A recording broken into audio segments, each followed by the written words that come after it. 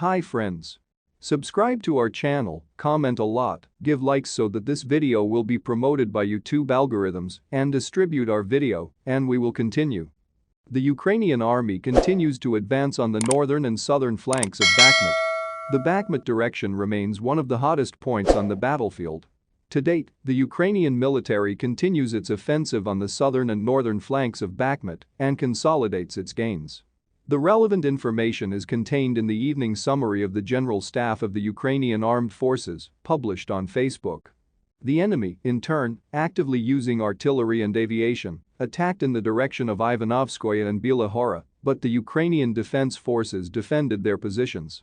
In Donetsk region, 15 settlements came under enemy artillery fire.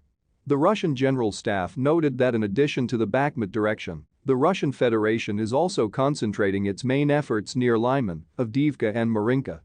More than 24 clashes took place there overnight.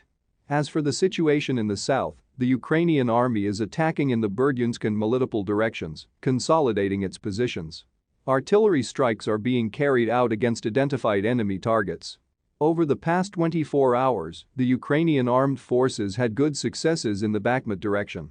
Analysts from ISW analyzed the situation on the front. The Ukrainian defenders advanced in almost all sections of the front near Bakhmut. At the same time, the Ukrainian armed forces managed to repel enemy attacks near Bogdanivka, Orikovo-Vasilyevka and south of Burkovka. Analysts from ISW analyzed the situation on the front based on information from open sources. The Ukrainian Armed Forces General Staff reported that Ukrainian defenders had entrenched themselves in new positions to the south and north of Bakhmut. And the commander of Ukraine's ground forces, Syrsky, stated that the Ukrainian armed forces were already fighting on the northern outskirts of Bakhmut. Deputy head of the Defense Ministry of Ukraine Malier stated that the Ukrainian armed forces also broke through the enemy defenses on the southern flank. At the same time, Bakhmut Demons said that the Ukrainian armed forces are fighting for both Burkovka and Klishchivka. Both settlements are still under the enemy, but their fate is practically decided. Also, the Ukrainian warrior writes about a large number of corpses on the part of Putin's army. Russian war correspondents confirmed that the Ukrainian armed forces took one of the key heights near Klishchivka. At the same time, experts are sure that in this case it is not the settlement itself that matters, but the heights around it, which are already controlled by the Ukrainian defenders. The propaganda media affiliated with the Kremlin stated about a small landing of the Ukrainian armed forces on the outskirts of Klishchivka itself. In this area, Ukrainian defenders are confronted by occupiers from the 72nd Motorized Rifle Brigade and Sturm Z detachments.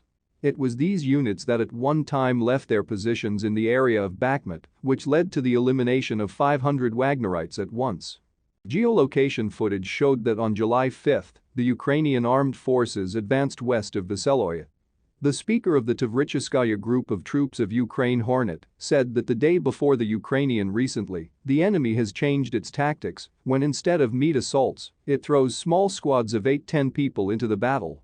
Now the occupiers are thinking more about defense than attack due to the lack of manpower. MP Messiajan said that the Ukrainian armed forces had seized new positions north of Opatyn.